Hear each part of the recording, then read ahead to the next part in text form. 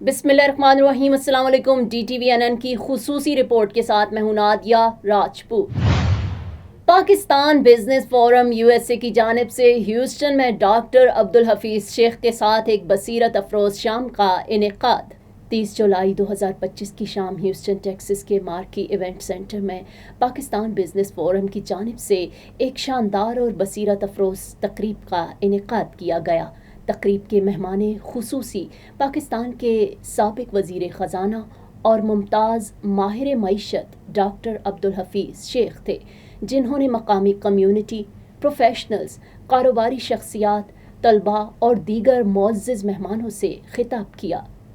तकरीब का आगाज़ सूरह रहमान की खूबसूरत तलावत से हुआ, जिसने महफिल को रूहानी और पुरसुकून बना दिया। तकरीब की मेज़बानी फ़रा अहमद ने नहायत एतमाद और खुश उसलूबी से की, जिससे पूरे प्रोग्राम की रवानी और माहौल बेहतरीन रहा। डॉक्टर अब्दुल हफीज़ शेख ने अपने कलीदी खिताब पाकिस्तानी मईशत, सबक और इम्कानात में पाकिस्तान को दरपेश मुआशी चैलेंजेस और मौक़े के हवाले से मुदल्लिल और एदाद शुमार पर मबनी गुफ्तगू की। उन्होंने मौसर गवर्नेंस, मजबूत इदारों और दूरंदेश पॉलिसियों पर जोर देते हुए कहा कि अगर पाकिस्तान माजी से सीखे, शफाफियत को अपनाए और इस्लाहात पर संजीदगी से अमल करे तो रोशन मुस्तकबिल मुमकिन है। तकरीब की एक ख़ास बात डॉक्टर जावेद अशरफ की मौजूदगी थी, जो पाकिस्तान बिजनेस फोरम USA के सदर हैं और डॉक्टर अब्दुल हफीज़ शेख के ह्यूस्टन यूनिवर्सिटी के तरीना साथी हैं। उन्होंने डॉक्टर शेख की दयानतदारी, अवामी खिदमत और मुआशी तरक्की के लिए खिदमत को खिराज तहसीन पेश किया। पाकिस्तान बिजनेस फोरम USA की जानिब से माजी में भी मुमताज़ ब्यूरोक्रेट्स, सियासतदानों, जजेस और दानिश्वरों को मदऊ किया जा चुका है, जिनमें जावेद जब्बार, प्रोफेसर परवेज़ हूद भाई और साबिक चीफ जस्टिस लतीफ़ खोसा शामिल हैं। इस मौका पर मुमताज़ पाकिस्तानी नजाद अमरीकी शख्सियात भी शरीक हुई, जिनमें महफूजुर रहमान, शाहिद हाशमी और इनकी अहलिया, डॉक्टर आसिफ कदीर और इनकी अहलिया, डॉक्टर शबनम लुत्फ़अली और इनके शौहर, और रियाज सिद्दीकी, वहीद लाला, जाहिद बाबर। ह्यूस्टन में पाकिस्तान के consul general M Aftab Chaudhary, doctor बरकत चरानिया, जज Sonia rash, doctor Javed लगारी, Salman रज़ाकी, doctor Mubashir Chaudhary, Siraj Narsee और दीगर कारोबारी और समाजी शख्सियात शामिल थीं।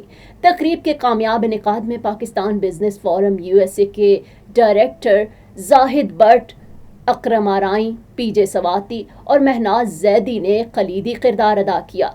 डॉक्टर अब्दुल हफीज़ शेख के खिताब के बाद सवाल जवाब का सेशन हुआ, जिसमें शुरका ने पाकिस्तान की मईशत, माली नज़्मो ज़ब्त और आलमी इक़्तिसादी ताल्लुकात के बारे में संजीदा सवालात किए। डॉक्टर शेख ने हर सवाल का मुदल्लिल और आम फहम जवाब देकर इस महफिल को इल्मी और तालीमी नशिस्त में बदल दिया। तमाम मेहमानों की तवाज़ो टेम्पोरा रेस्टोरेंट के लजीज खानों से की गई, जिसने पाकिस्तानी मेहमान नवाजी की झलक दिखाई। तकरीब का इख्तिताम शुक्रिये और पाकिस्तान बिजनेस फोरम USA की टीम के विजन को सराहते हुए हुआ। डॉक्टर जावेद अशरफ की क़यादत और इनकी टीम, वहीद लाला, अफशी भिवानी और महनाज जैदी की मेहनत से ये शाम एक मिसाल बन गई कि ओवरसीज़ पाकिस्तान के रोशन मुस्तकबिल के लिए एक मौसर किरदार अदा कर सकते हैं। आइए डॉक्टर अब्दुल हफीज़ शेख की इस शानदार प्रेजेंटेशन को गौर से देखें और सुने, जो न सिर्फ पाकिस्तान बल्कि दुनिया भर के पाकिस्तानियों के लिए रहनुमाई का जरिया है।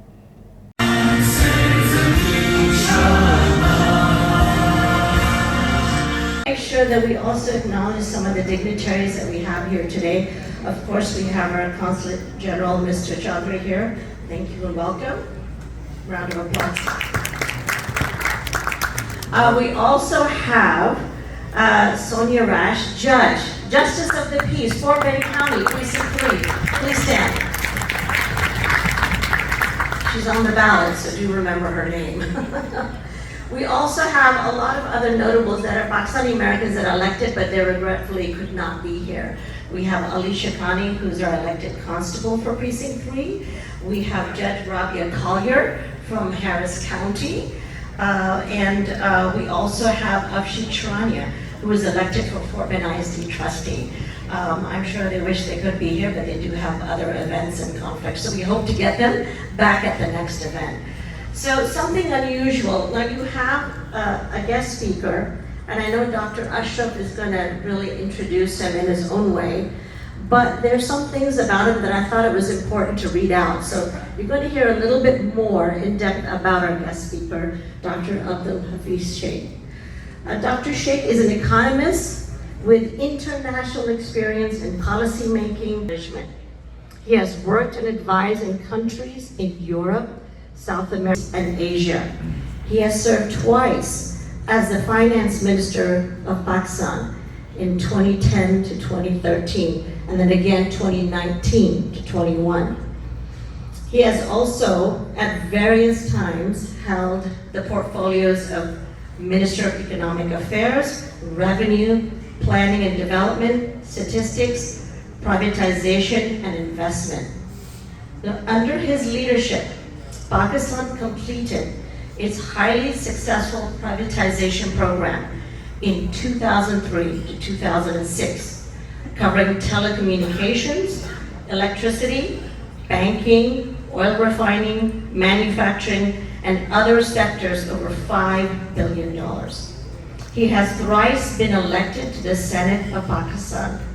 Dr. Sheikh was a Minister for Finance and Development in Sindh, province of Pakistan from 2000 to 2003, reforming and finances of the province. And he led the province to be one of the first subnational governments to develop a program with the World Bank. His work experience includes Harvard University, the World Bank, and private equity. He has advised governments of Malaysia, Philippines, Romania, Saudi Arabia, Sri Lanka, Ghana, Indonesia, Thailand, Libya, Vietnam, Czech Republic, Kuwait, Argentina, Bangladesh, Tanzania, Jordan, Qatar, Malta, and Botswana. I'm trying to remember what country is not consulted in, and Pakistan, of course. Dr. Sheikh has a PhD in economics from Boston University and an author of many publications, including a book on Argentina. I did mention to him that I did a little chat GTP on his background, and there's some unknown facts about him that I think were very interesting. But I thought the most interesting one is something that I think we all believe as Pakistani Americans, and we live in this country and we understand the value of education and working hard and doing good work. One of the things he always wanted to emphasize was meritocracy, that everybody in government and in the private sector should be judged on their merit of their skills and nothing else. And that's the future of the success of any country. So thank you all for bearing with us with this lovely background of our guest speaker. I want to make sure, absolutely, I think we are honored that you are here gracing this occasion. My voice is a little hoarse because we engaged a very long talk yesterday, 2 hours discussion on a dinner, and followed by a hour-long postcard, and then Jinnah Library, where he was gracious to speak again. And he used one word, "Aapne mera sara juice nikali." I think tonight the public, when is going to ask you questions, I think you will find that the juice reh gaya wo bhi nikal aayega. I also want to Honorable Consul General Aftab Chaudhry Sahab is here gracing this occasion, and no function in Houston can be conducted without his presence. We are honored that you are here. And of course, our President Javed Ashraf Sahab. What a beautiful soul he has. Ever since he has come to Houston, we get people like Hafiz Sheikh, and a dream for a nation where Muslims can live with freedom, dignity, and justice, where their identity, culture, and values could be value, and flourish. It was a dream built on unity, faith, and discipline. The pillars Quaid-e-Azam Muhammad Ali Jinnah gave us to build our nation. But today, we ask ourselves, honestly, have we truly fulfilled that dream? Are we carrying the dream forward? Or we have lost the spirit somewhere along the way? We are a nation blessed with talent, resources, and rich in heritage, yet we remind ourselves again and again that we are divided politically and socially. We are not divided in our thinking, at least.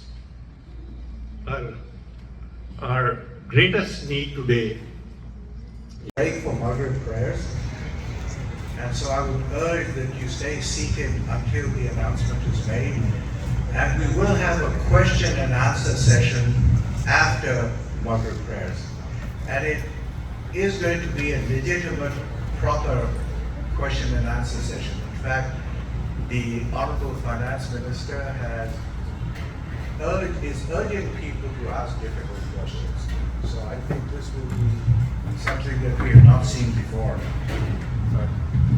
Now, Farah has already talked about all the professional accomplishments and I am going to refrain from addressing him as the Honorable Finance Minister.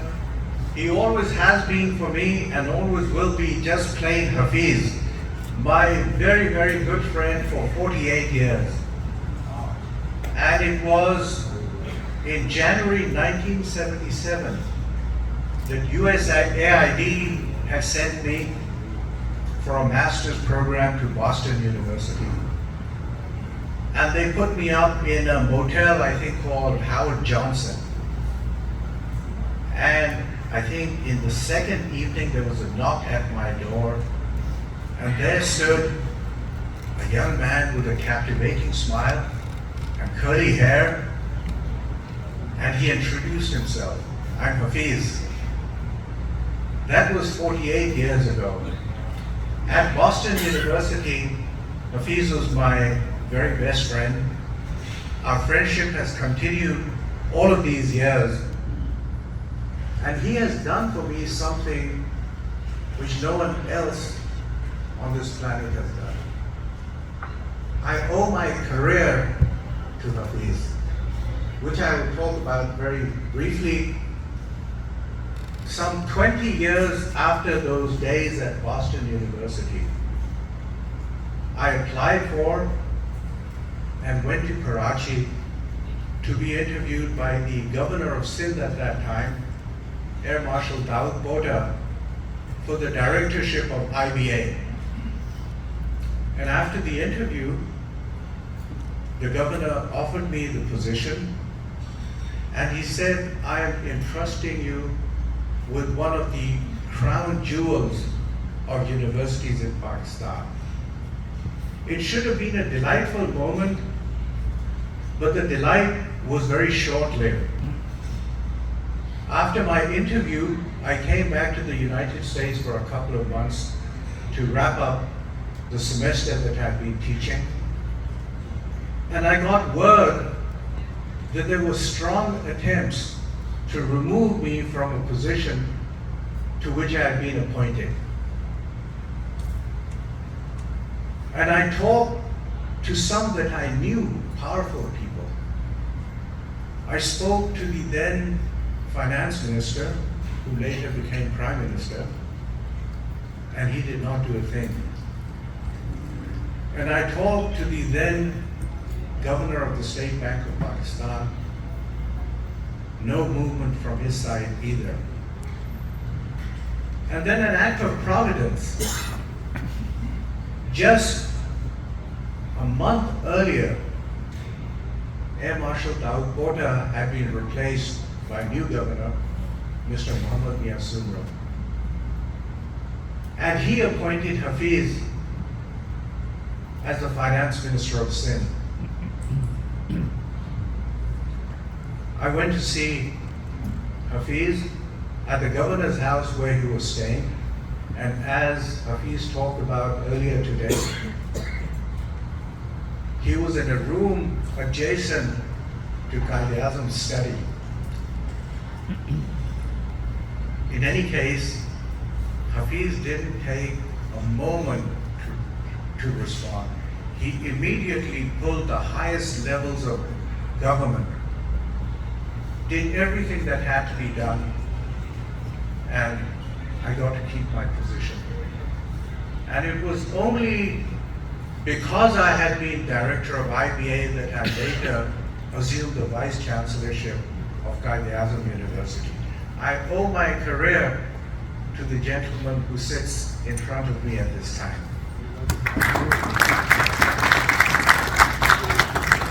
A few words about those days at Boston University almost 50 years ago. There were perhaps 8 or 10 Pakistani students in the economics department. And I think it was the most illustrious cohort of Pakistani studies at any university in the United States. Out of those 8 or 10 students, 3 of them went on to get cabinet positions in Pakistan. One of them, and there in fact are a number of alumni from Karachi University who know him, Waqar Masood, I think there are several people here who know him, the longest serving federal secretary in Pakistan, was also appointed special assistant to the Prime Minister with the status of Minister of State.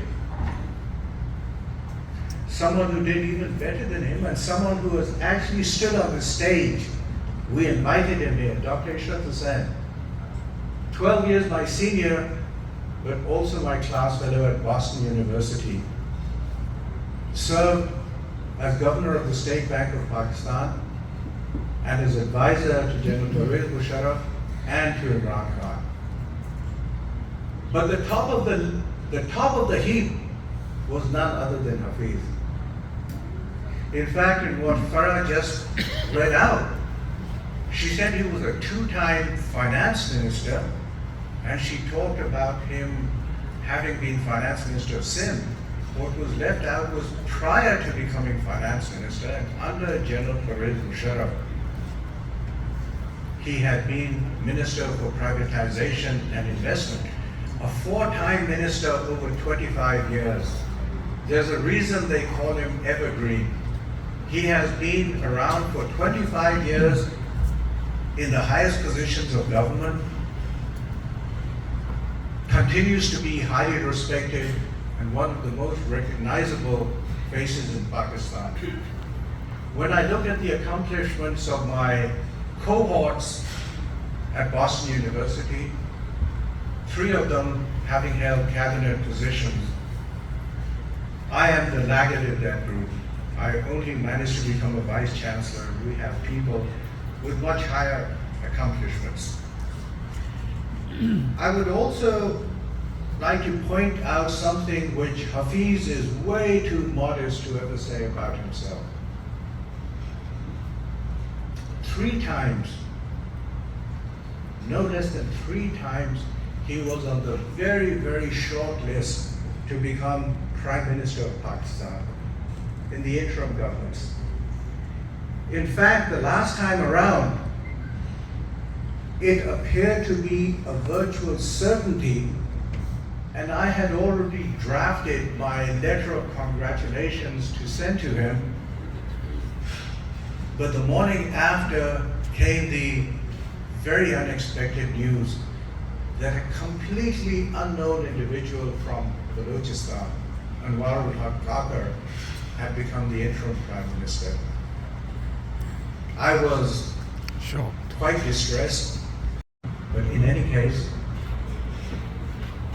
whenever there is talk in Pakistan, amidst all of the political turmoil, of creating a government of technocrats, Hafiz's name is always at the top of that list as the premier.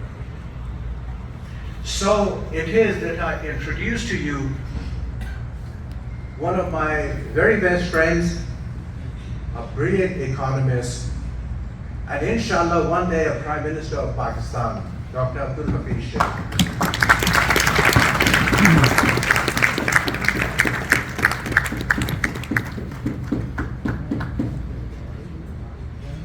To invite Manaz and Afshin to also come here. They're on the board of directors. Before we go further, I thought it'd be right for me to ask the board of directors for Pakistan Business Forum to please stand up so you can be recognized. Thank you all for doing this event. Give them a big hand. Thank you all. Absolutely, they will. I also wanted to mention that when we listed the Pakistani Americans that were elected, we wanted to make sure that we added Dr. Lalani, who is a state rep, and he is also on the ballot next year. And we hope that he'll be here. I think he has another event, and he'll be here shortly, so thank you for that.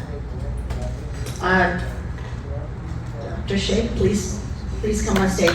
So usually, before a speaker speaks, it's unusual, but we're going to give him the gift now, so that we can all seamlessly move into the question and answer session after his remarks.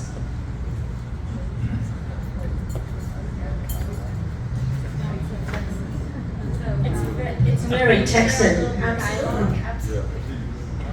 So it's a very, it's an honor for you to be among us, coming from long distance.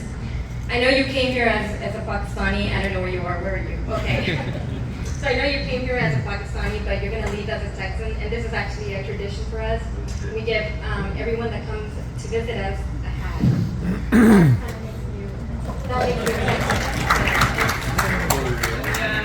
you're good. You're good. There you go. Hopefully you like us.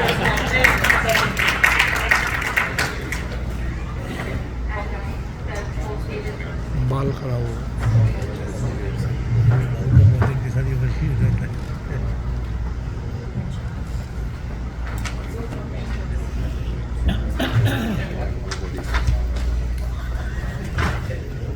of the business community, Houston residents, Assalamu alaikum.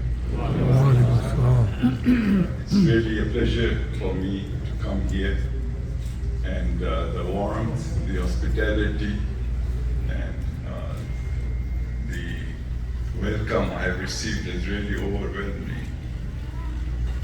Of course, there are people here who I have known for many years. Above all, Dr. Javed Ashraf and his wife, Regis. We go a long way, and I think a lot of what he said about me should be dismissed as the biased views of a friend.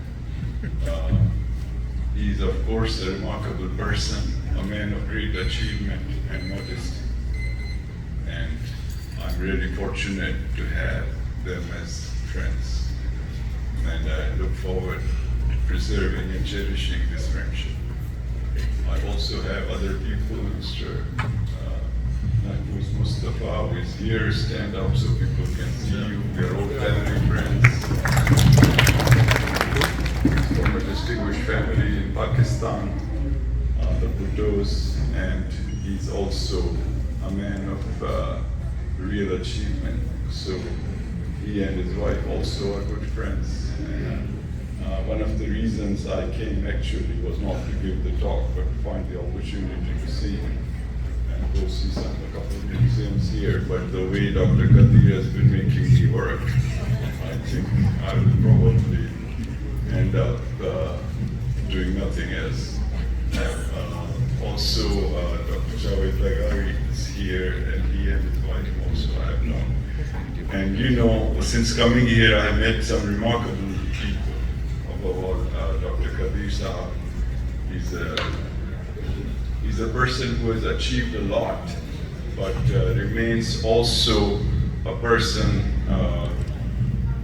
who cares tremendously about his country, about preserving and cherishing the memory of the founder of the nation, and doing whatever he can, both for his country as well as its citizens. So really it has been a pleasure for me to begin a relationship and a friendship that inshallah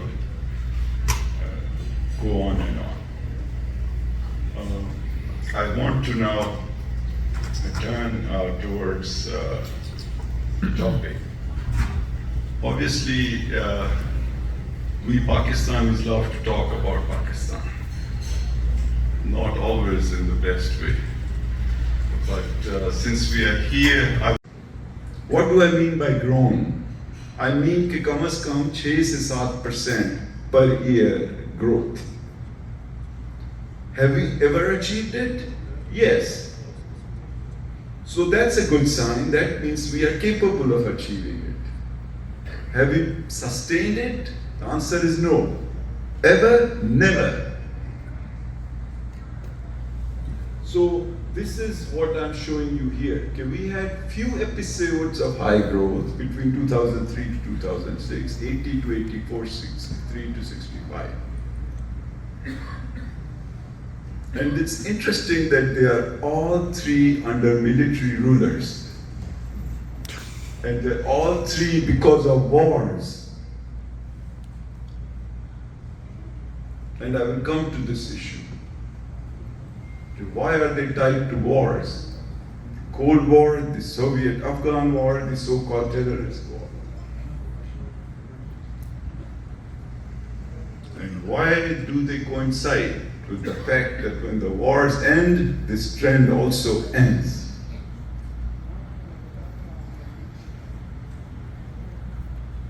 So this is one thing I want you to remember. Okay, we have never sustained growth over a period more than 3 years. Now let's look at another big fact about Pakistan. Okay, we are largely unconnected to the global economy.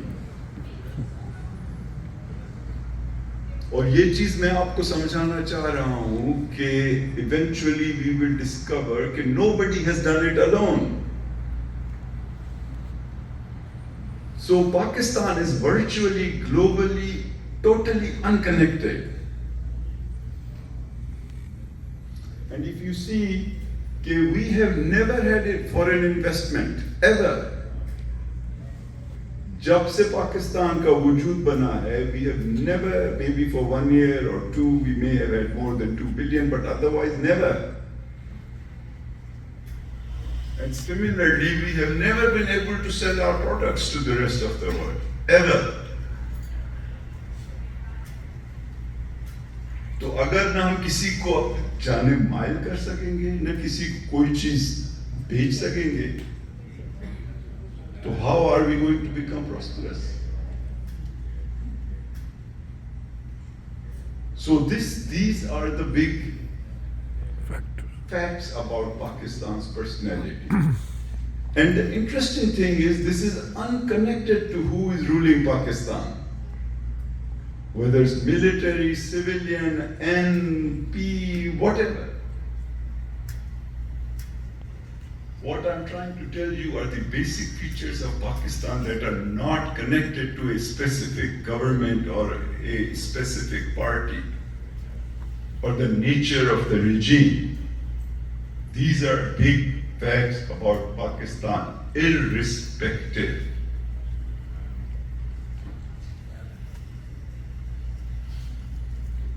Third, we have unsettled politics.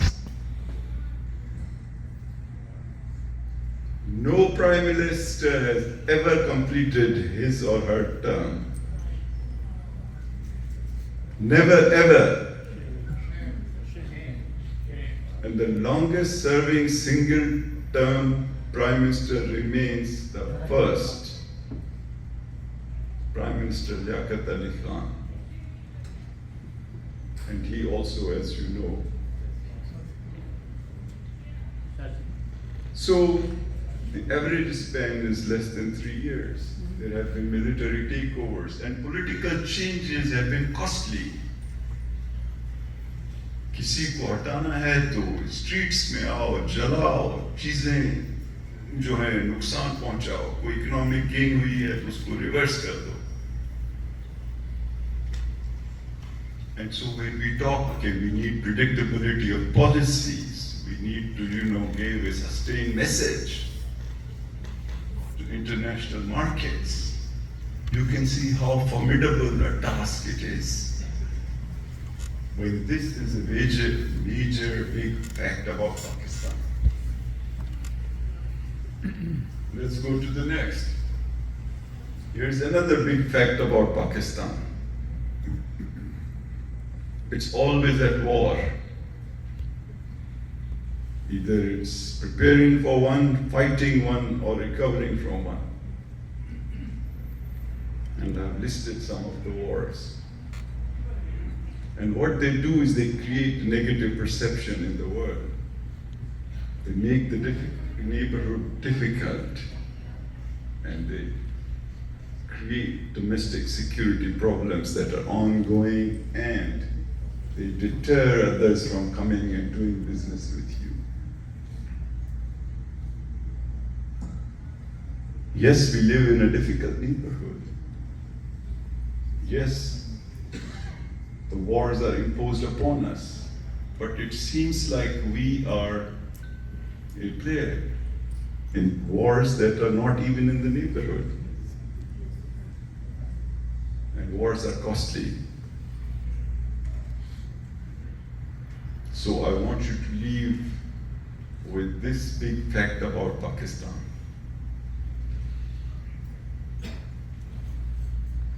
Fact about Pakistan that I want you to absorb, because this is a feature of Pakistan that fundamentally creates inefficiencies, low productivity, and excessive cost for the economy. कि हर sector में government घुसी हुई है. And what I'm saying is whether they make the policy, they make the regulations, they own the sector, and they manage it. And you can see the sectors. Look at all the sectors that the government is running. And if you think these are a lot, let me show you another table here.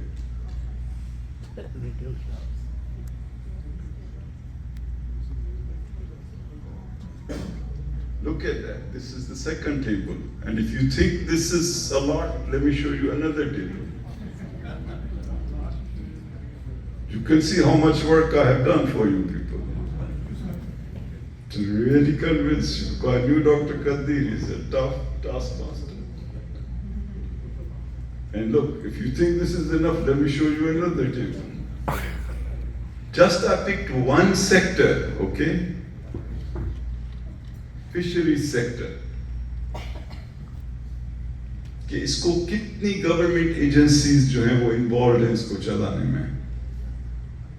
And you can see at the national level, these are the government agencies involved. And if you think these are a lot, let me show you. Here. Then these are the local and provincial agencies also involved in the fisheries sector. And if you think this is a lot, let me show you another table. Here.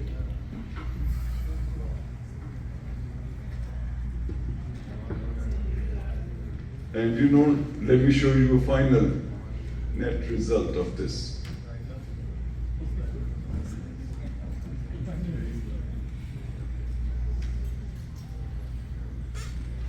तो पाकिस्तान की जो शख्सियत है उसको तो पहले हमें figure out करना चाहिए, और फिर उसके बाद we can begin to craft solutions. अगर 30 एजेंसीज इन्वॉल्व हैं एक सेक्टर को मैनेज करने में, और नेट रिजल्ट ये है, और लोग कहते हैं जी आगे के लिए बताएं क्या करना है, आपने कोई इंटरेस्टिंग बात नहीं बताई, तो मैंने सोचा आपको इंटरेस्टिंग बातें बताऊं. ये और कोई नहीं दिखाएगा इस तरह की स्लाइड्स. लेकिन जब मैं फाइनेंस और प्लानिंग मिनिस्टर था तो मेरे एडिशनल चीफ सेक्रेटरी हर प्रोविंस में होते हैं, who manages the development program. तो whenever I would have a meeting, तो ये additional chief secretary साहब जब भी आते थे मुझे ऐसे जैसे परेशान से लगते थे, और वो हमेशा कहते थे मैं सही एक और मीटिंग से आ रहा हूँ। तो मैंने एक दिन कहा कि भाई ये तुम क्या मीटिंग्स करते रहते हो सारा दिन, कि मिनिस्टर की मीटिंग है उसमें भी तुम दूसरी मीटिंग। तो मैंने कहा मुझे लिस्ट बना के दो कि तुम कितनी कमिटीज के चेयरमैन हो।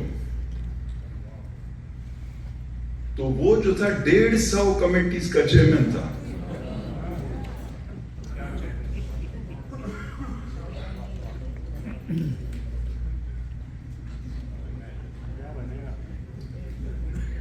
चौबीस इंस्पेक्टर्स इन गवर्नमेंट के जाते थे एक फैक्ट्री के पास with in a year.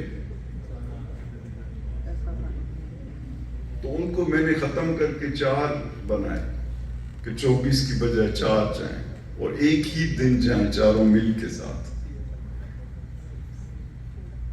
Have those things been sustained? Probably not.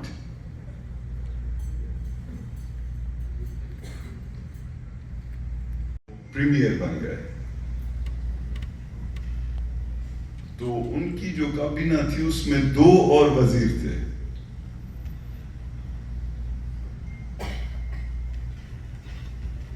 The first premier of Sindh had a cabinet of 3 people including himself.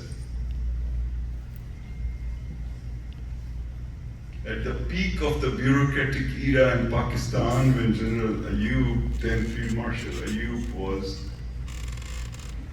heading a very big bureaucracy, to 10 या 11 federal secretaries होते थे। अब Sindh government के अंदर या federal government में इतने वजीर होते हैं कि प्राइम मिनिस्टर को उनके नाम पता नहीं होते।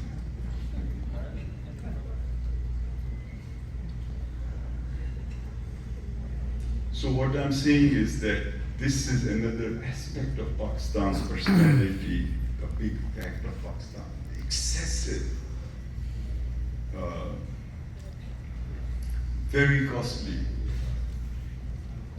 bureaucracy, intervention, a number of proliferation of agencies and institutes and so on. So now, I want to turn के जी क्या करना चाहिए, किस तरह से आगे बढ़ने का कोई तरीका तो होना चाहिए। So what I want to do is look at our own experience, and I gave you a background, and also look at international experience, कि और लोग कैसे आगे बढ़ गए,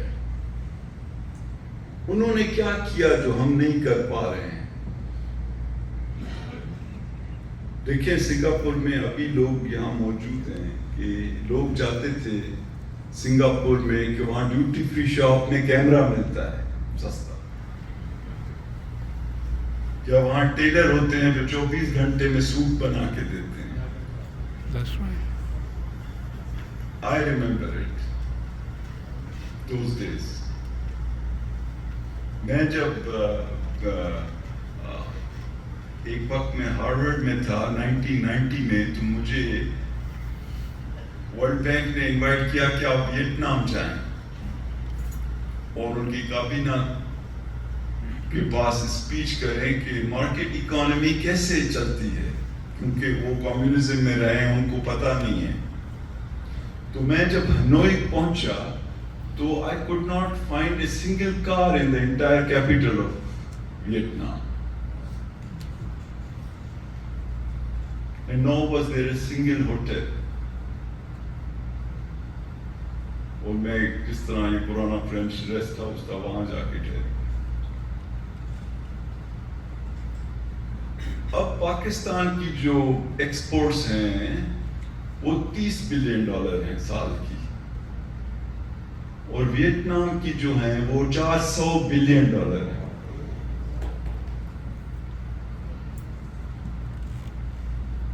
तो ये तो अभी हमारे मतलब आंखों देखी बात है ना। इसी तरह चाइना जब 30-40 साल कम्युनिस्ट दौर में रहा तो वहां लोग बाइसिकलों पे चला करते थे। और उनकी जो GDP थी हमारे जितनी ही थी. Then they changed course and they took 700 million people out of poverty within 25 years. और अभी मैंने आपको दिखाया कि उनकी GDP जो है $20 ट्रिलियन हो चुकी है. इसी तरह से आयरलैंड हमारी आंखों के सामने उनकी पर कैपिटा GDP आपको मैंने दिखाई तकरीबन 90 से 1000 से $1 लाख पर पर्सन.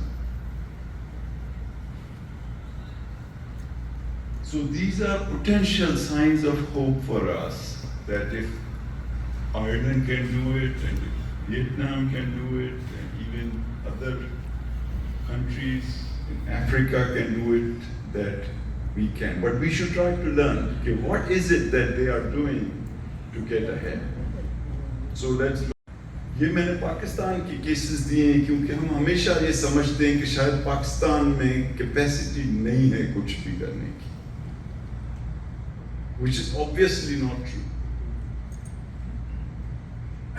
Because ये कमरा भरा हुआ है पाकिस्तानी से कि जो कुछ करके दिखा रहे हैं. और ऐसे लाखों कमरे हैं जहां पे लोग पाकिस्तानी मौजूद हैं जो अगर उनको इंसेंटिव्स करेक्टली मिले और स्किल सेट करेक्टली मिले तो they can outshine anybody. So I am just putting here some of the sectors जिसमें टेलीकॉम है, बैंकिंग है, मीडिया है, वेयर वी आर सीइंग कि जब रेगुलेटरी रिजीम को बेहतर किया गया, एंट्री पॉसिबल की गई, कंपटीशन अलाउ की गई, that we saw the results. And not just private sector participation, but also government. Pakistan did a really good job of managing the COVID crisis. We were able to develop good instruments for loan deferment, for support to the private sector, for developing, and Pakistan has developed a very good cash transfer mechanism for social safety. और हर government इसको adopt करती है and इसमें modern technology का use होता है and we are able to successfully implement that. And not just a government for purely government activity, but also there are other areas where money is available from the private sector. If you want to build a toll road, you can take money from the private sector and they can recover it through tolls later on. If you want to build municipal water systems, you can have private sector that is willing to participate. Even private sector has built airports in Pakistan. So what I'm saying is that there are a lot of areas where there's an abundance of capital that is available. अगर doctor Qadeer साहब या चरानिया साहब लोगों को कराची से मुल्तान या मुल्तान से सखर ले जाने के लिए जहाज चला सकते हैं, बस चला सकते हैं, तो गवर्नमेंट सेक्रेटरी क्यों चला रहे हैं?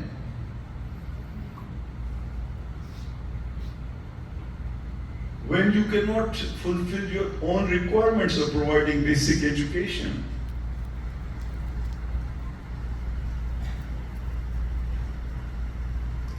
So what I'm saying is that there are opportunities that are available that need to be seized and which have been seized in certain instances. And now I want to turn to the international example. I want to share with you, ये देखें एक table है, इसमें there are, I don't know, about 13 countries Remember, I showed you the first table on big facts that Pakistan has never been able to sustain growth over more than 3 years or 4 years.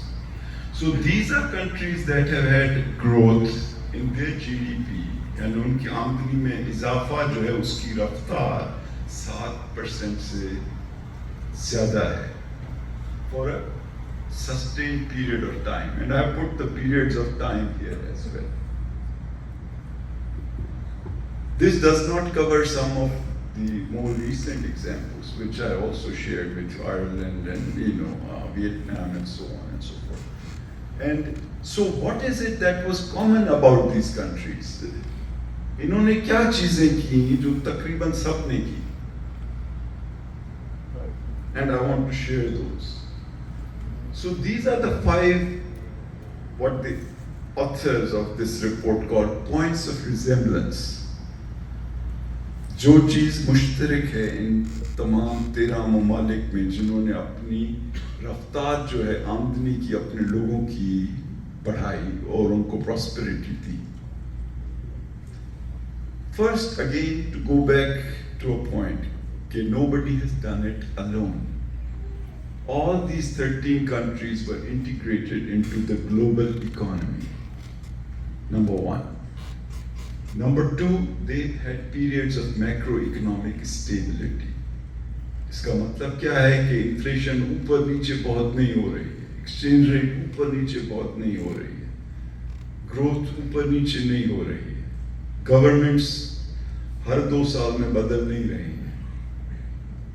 And so that the third is that they had high savings and investment rate, and this is something we can talk about. कि Pakistan has amongst the poorest level of investment rate in the world. यानी हमें बचाने का भी शौक नहीं है और वो बचा के उन पैसों को इन्वेस्ट करने का भी शौक नहीं है. यानी हम जो भी कमाते हैं उसको फौरी तौर पे कंज्यूम कर देते हैं. So we do not really build for our future generations. So these, and the fourth is, that they had a good market system. ये नहीं कि government cinema भी चला रही है, तो steel भी चला रही है, तो airline भी चला रही है. Because 70-80 countries tried to do that with their governments. And they sort of all failed. And they lost decades. So these are the things. Then I want to talk to you about another study that looked at the 50th anniversary of the World Bank. People sat together और उन्होंने कहा कि हमने क्या सीखा है. ये सारी जो 200 मुल्क चल रहे हैं, इनकी जो ग्रोथ हुई है, इनके पास जो प्रॉस्पेरिटी आई है, तो हमने क्या सीखा है उसमें से. And I'm trying to present to you the gist of that. And what they are saying again is that nobody can be prosperous if they do not export. देखिए ना, गरीब कौन है? गरीब वो है जिसके पास डॉलर्स नहीं. The rest is just detail. And we can talk about lot of खुशहाल बनना है. You might say, नहीं आप तो जी इकोनॉमिस्ट हैं, आप कोई ऐसी टेक्निकल बात बताएं. तो टेक्निकल बात भी बता सकता हूँ, लेकिन या तो काम की बात सुने या टेक्निकल बात सुने. अच्छा, अब दूसरी चीज जो इन्होंने सीखी कि भाई कोई भी मुल्क जो है वो डेवलप नहीं हो सकता है अगर उनके लोग जो है डेवलप नहीं है.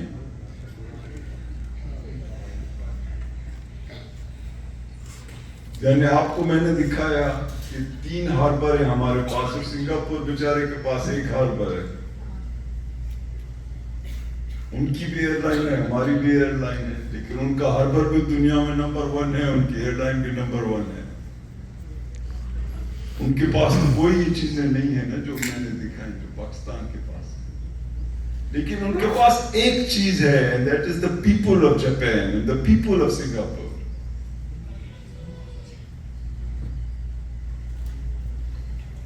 And I showed you the growth rate, and I showed you the big fact of Pakistan. So we have to zero in on this. You cannot become developed unless your people are developed. And you cannot sustain it. And the last thing is, again, the point I've already made. कि ultimately जो governments होती हैं, Prime Minister, President, ये सिर्फ coach हैं. जब game शुरू होती है ना, तो उस वक्त देखना ये कि मेसी कौन है, रोनाल्डो कौन है. किसी को पता नहीं है कि रियल मैड्रिड का कोच जो है, अनलेस कि आप बहुत ही फैनेटिक हैं, कौन है. Ultimately, the game is how to score. And it's the person running on the field that's going to score. And we will have to talk about that, because we keep talking about ministers and prime ministers, we'll waste our time, because ultimately scoring to business नहीं करनी है. Okay, I'll try to fast track. I'm seeing कि मगरिब का भी शायद time होने आ रहा है. So, this is another point. कि political administration is also important. Abhi, I don't know how much time do we have for Maghrib? Time हो गया.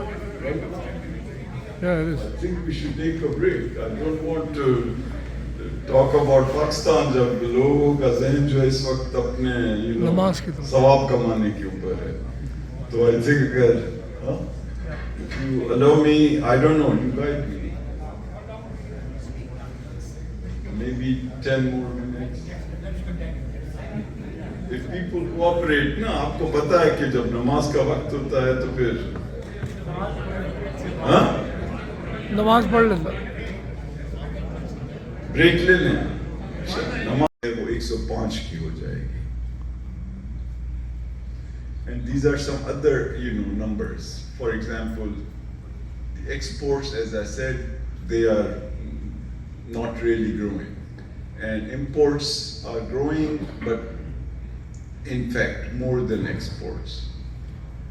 And that's showing you the trade deficit, and of course we have remittances which have grown by a significant amount this year to $38 billion. I want to just quickly run through these numbers, and if there's any particular number that you want to discuss in the Q&A, like debt, for example, which is 76 trillion rupees, is the Pakistan's total debt. And we are looking at FBR taxes. They have also increased a bit in this year, so they are now 12 trillion. And the reserves, which are about 15, have become 20. Remittances, I already told you, exchange rate, interest rate. So these are some of the numbers that you hear about economists talking all the time. And if in the Q&A anybody wants to pose any question of any technical difficulty, I will be happy to answer it up to my capability. Okay? Now let's go to the positives. As the year ends, because Pakistani fiscal year runs from July 1st to June 30th. So the 24-25 fiscal year has just ended. And these are the numbers that I have summarized from those. तो what are the positives इस वक्त अगर हम पाकिस्तान को देखें, तो पहली चीज़ ये है कि Pakistani economy is in a relatively stable position. What that means is that some of the alarm that was there, okay, we may not be able to pay our external debt, or maybe inflation will continue to be as high, or that some other dramatic development will take place that will force our credit ratings to go down or something like that. So we are now in a position which we can call is a relatively stable one, because our public finances are okay, the primary balance is in a surplus, and we have paid our external debts in a meaningful way, and inflation has begun to come down, the exchange rate has remained stable. Okay, so these are some of the positive things that have given us a type of stability. So that's the first point I'm making. The second is that the interest rate ये 22% तक पहुंच गया था. ये वो rate है जो Monetary Policy Committee तय करती है. It has come down, and why was it kept high? Because the inflation was high. To counter that, so now that inflation has been coming down, इसको भी 22 से तकरीबन 11% तक कम कर दिया गया है. So इंटरेस्ट रेट को कम होने में किस तरह फायदा होता है? इस तरह होता है कि जो बिजनेसेस हैं वो बोरो करती हैं पैसा टू सेट न्यू कंपनीज और as working capital to run their existing companies. तो जितना पैसे की कीमत कम होगी बोरो करने की, उतनी वो ज्यादा एक्टिविटी जनरेट कर सकते हैं. And that's why when you want the economy to grow, you try to have interest rate lower to facilitate the businessmen to borrow those monies.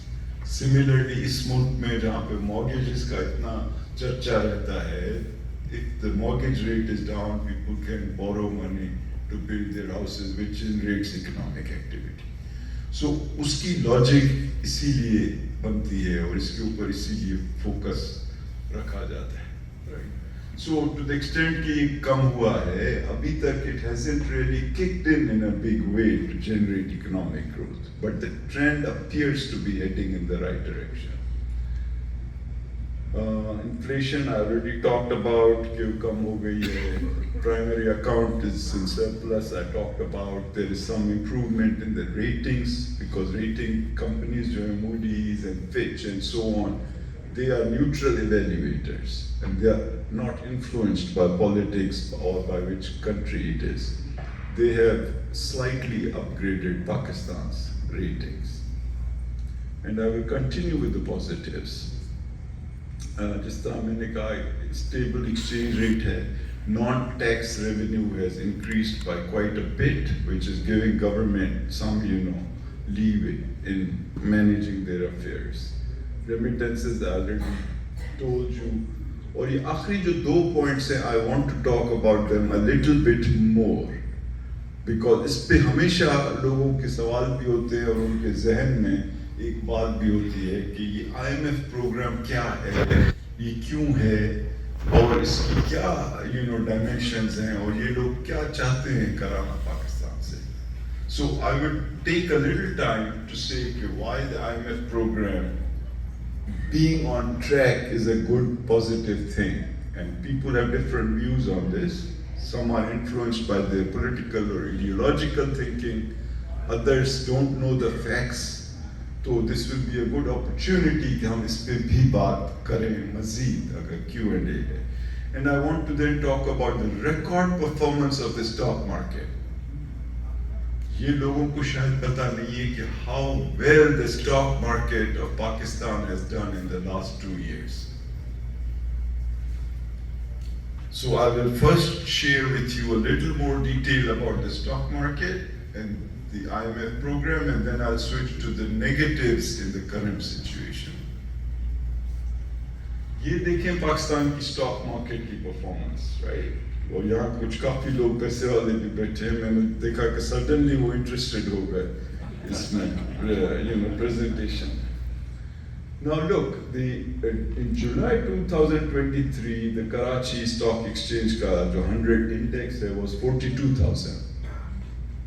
और July 2025 में, I think these are in the July 20 है या 21 है, that same index has become 140,000. और यहाँ मैं दिखा रहा हूँ कि अगर आपने $1 million इन्वेस्ट किया होता कराची के स्टॉक मार्केट में 2 साल पहले, तो इस वक्त वो $3.3 million बन चुका होता.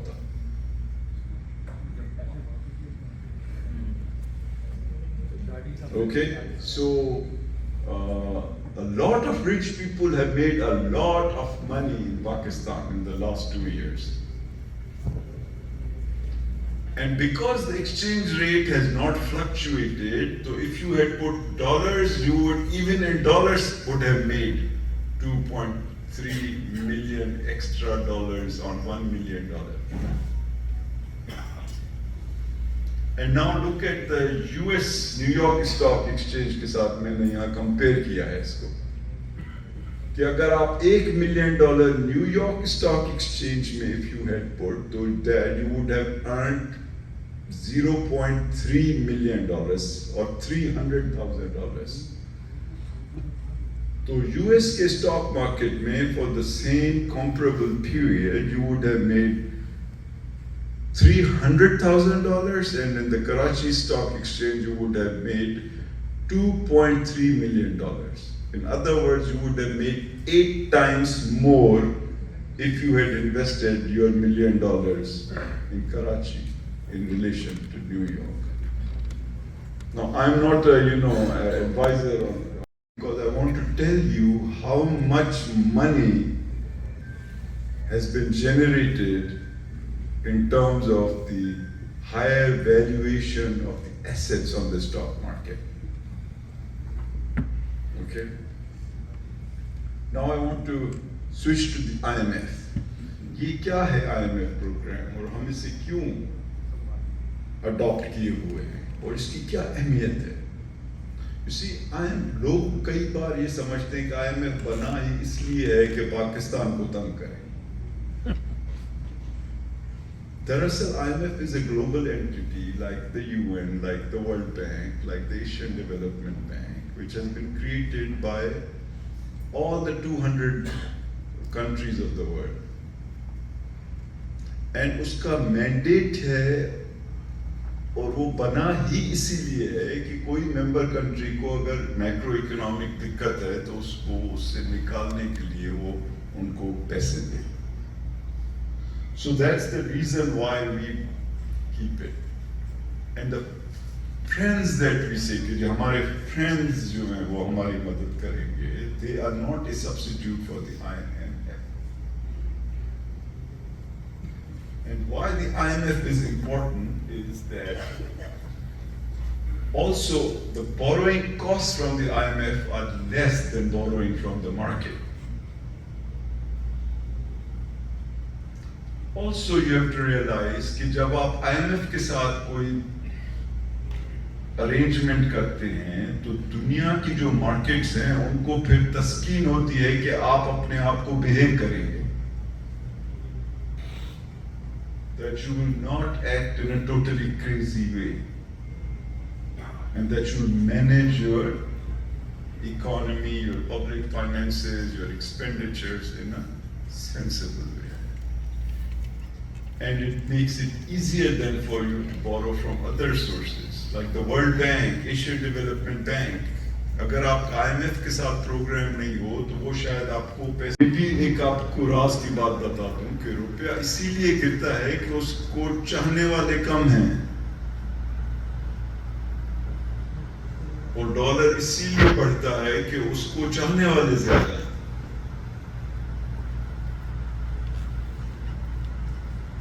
So when the economy is like this and people figure out, then it begins to become dollarized. And this is Pakistan's massive big fact जो मैंने शुरू में बताया. और मैंने big facts इसीलिए चुने कि आपको उस सिर्फ ले जाऊं डिस्कशन में कि आप खुद ही बता सकें कि क्या करना चाहिए. And now, you know, I told you about privatization. मैंने आपको दिखाया कितने सेक्टर्स और क्या ये मुमकिन है कि प्राइवेटाइजेशन हो, क्या हो सकती है. तो मैं जिस तरह इन्होंने मुझे इंट्रोड्यूस करते वक्त बताया कि जब मैं वजीर था प्राइवेटाइजेशन का, तो उस 3 साल में 2003 से 2006 तक we privatized 34 companies worth $5 billion. और मुझे छोड़े हुए वो वजारत को 19 साल हो गए हैं और उस 19 साल में आपको पता है कितनी प्राइवेटाइजेशन हुई? 0. So these are choices that we can make, but if we do not privatize, they are costing us money. जब स्टील मिल की बात होती है फॉर एग्जाम्पल, तो स्टील मिल दरअसल मिल है ही नहीं. It's a big town which is a housing colony.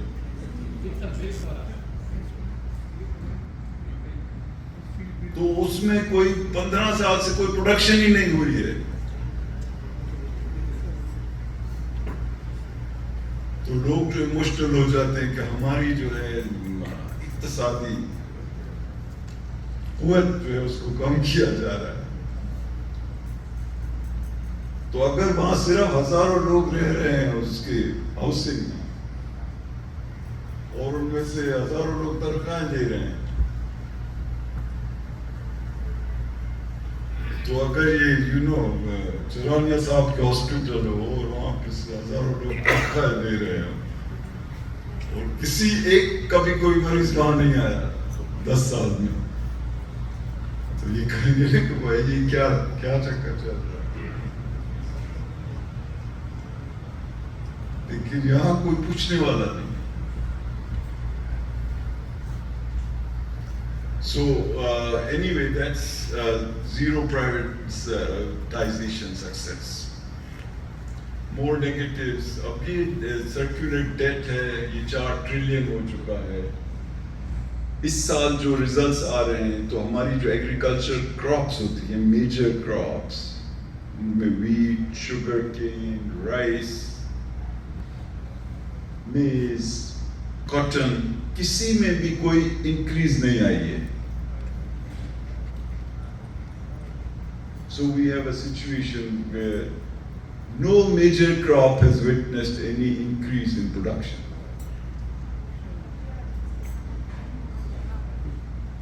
So obviously that's alarming. और जो FDI का मैंने कहा कि जो बाहर से पैसे आते हैं आपकी इकोनॉमी में लगने के लिए, वो 250 मिलियन लोगों के मुल्क में $1.5 अरब से भी कम. Okay, let's try and of course we had a recent conflict in the neighborhood as well, but that also affects people's opinions about it. So ab ye hai ki ji, what needs to be done? What I am trying to do is, I've just summarized these things, and in the Q&A we can talk more about it.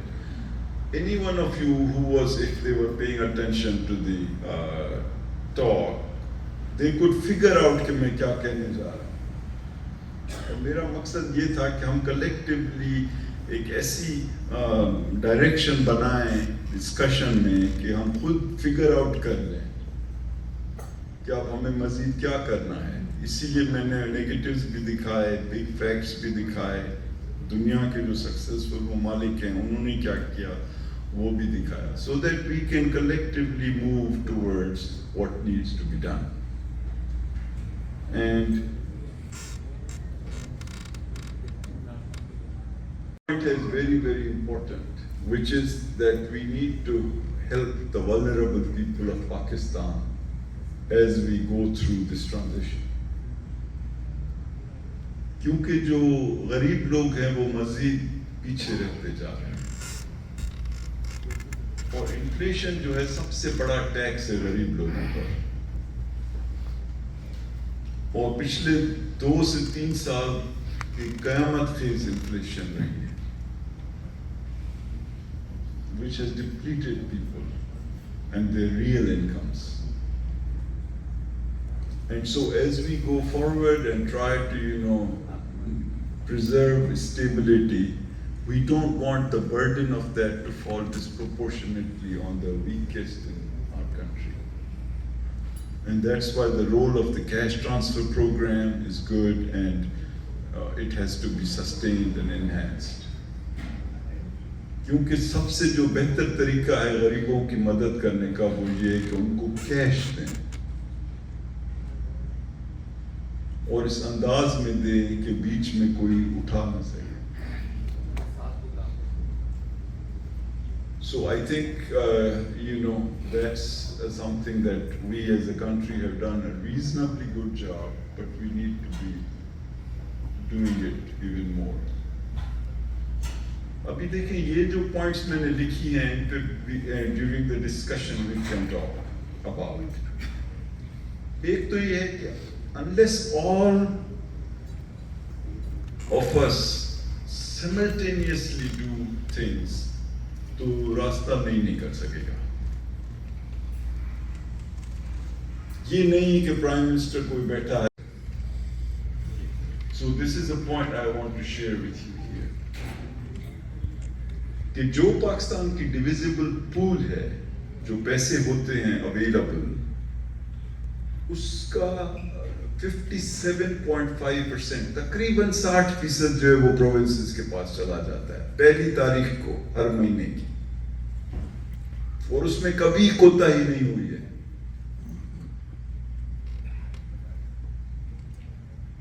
So that is a big chunk. The Punjab Chief Minister has more discretionary money than the Prime Minister. तो जब हम discuss करेंगे जी पाकिस्तान का पता है क्या होना चाहिए, तो पाकिस्तान का पहले ये है कि पांचों governments must perform, and this is a dimension of the discussion that I wanted to leave with you. That's a big chunk of money, and I think we should be happy that they get it, but we should ensure that they spend it wisely. Okay, I think people were saying maybe I should pause now and have a Q&A because I have some slides on accountability. किसी ने कहा आपने corruption पे बात नहीं की, so that I can talk about. I have slides on Pakistan-US relations. I have a slide on CPEC, but I think I don't want to talk too much. So I would just pause now, and we can have a Q&A, and some of these things may come up, and we can begin. You know, so there was a question. All of you have done such a beautiful job. So much knowledge and in such an easy format. And all of you have done such a beautiful job listening to each and everything that he's saying and looking at the slides. So thank you for that. Now I have the two directors, Manaz and Afshin, and they will have the mic. And so if you could just raise your hand, let them know that you have a question. However, he did indicate that he was willing to take difficult questions and directly from the floor. So I asked for two things. One is, do not make speeches. Keep your question to 30 seconds or less. We are not interested in knowing that you met the finance minister somewhere at some point. That's all irrelevant. Just ask the question directly, keep it very short, and hopefully you get good answers.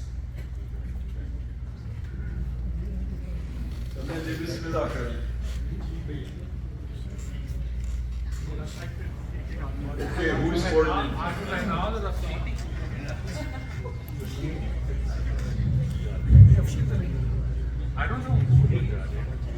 Sheikh साहब बहुत शुक्रिया आपका यहाँ आने का। जावेद अशरफ साहब ने हमें बहुत इंतज़ार कराया, कोई 2 साल से कह रहे हैं आप आ रहे हैं यहाँ पे। तो क्वेश्चन मेरा ये है कि आपने एक कमेंट दिया कि पूछने वाला कोई नहीं है यहाँ पे, तो अगर हमने नेगेटिव भी देखे हैं, पॉजिटिव भी देखे हैं, फिर कुछ रिकमेंडेशन भी हैं आपकी, तो वो पूछने वाला कौन है? In the interest of time, I mean I have lot of question but this is the one I am asking. और आपका भी एक पार्टी से या एक सूबे से करीबी तलब रहा है, फिर आपने कहा सूबों को बिल्कुल कोई पूछने वाला नहीं है, तो काइंडली इस पे बताइए कि किस तरीके से उनकी अकाउंटेबिलिटी होगी। Thank you. देखिए जी, my question कि कोई पूछने वाला नहीं है was in relation to a lot of the public sector companies.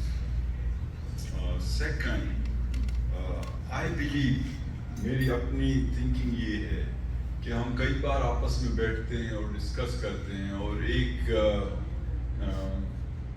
उलझन में मुब्तला रहते हैं कि इसका हल जो है वो कैसे निकाला जाए, और that's a very important consideration जिसका मेरे पास कोई ऑटोमेटिक या आसान हल नहीं है कि मैं आपको बता दूं। क्योंकि पाकिस्तान की जो इंस्टीट्यूशनल अरेंजमेंट्स हैं, हमें तय करना है कि वो किन चीजों में एक तरह से रुकावट बन जाती है। बट जो लोग मुल्क चला रहे होते हैं और जो आप जैसे लोग किसी को राय या मशवरा दे रहे होते हैं, उनको ये सोचना है कि इंस्टीट्यूशनल अरेंजमेंट्स अगर दुरुस्त नहीं होंगी तो जो चीज आसानी से हो सकती है वो मुश्किल से हो। और इंस्टीट्यूशनल अरेंजमेंट्स बड़ा टर्म है जिसके अंदर आपकी जो लॉ की रिक्वायरमेंट कम लगता है, लेकिन दरअसल Pakistanis are better off than the 1600 number gives, क्योंकि it's an economy with lot of activities that are not captured by the GDP calculation, और उसी वजह से हमारी जो टैक्स कलेक्शन है उसमें भी दिक्कत है। Now, again, going back to taxes, जो एग्रीकल्चर का पूरा सेक्टर है पाकिस्तान का, उसकी टैक्स पे फेडरल गवर्नमेंट का कोई रोल नहीं है कॉन्स्टिट्यूशनली। और प्रोविंशियल गवर्नमेंट्स अगर नहीं करना चाहें एग्रीकल्चर टैक्स इंथ्यूजियास्टिकली कलेक्ट, तो उनकी मर्जी है। And they don't, the record shows that they are not very aggressive in tax collection in the entire agriculture sector. Similarly, अगर आप देखें तो politicians in general are quite sensitive कि वो urban areas के अंदर जो businesses हैं informal या semi formal या जो छोटे businessmen हैं जिनकी दुकानें हैं और ये they don't want to alienate them as a political constituency. और एक और कंसिडरेशन भी है कि आप सेम लोगों से किस हद तक कितना उनसे टैक्स कलेक्ट कर सकते हैं। So these are legitimate, considerations. But as technology is coming, that will facilitate it. And as governments come under more and more severe constraint, so this thing is beginning to happen. And this last year, as I showed you, there was a reasonably good increase in taxes. Geez, and enlightening presentation. I'm not an economist, so pardon my question. yeah. You mentioned that, or you showed that the stock market had a very phenomenal rise in 2 years. Yes. Yet the inflation came down from 20% to 5%. How do you correlate and explain that? देखिए जो stock market की जो rise है, that is about people's expectations about future earnings of those companies, right? And you can quite naturally expect that the economy will do better in the future.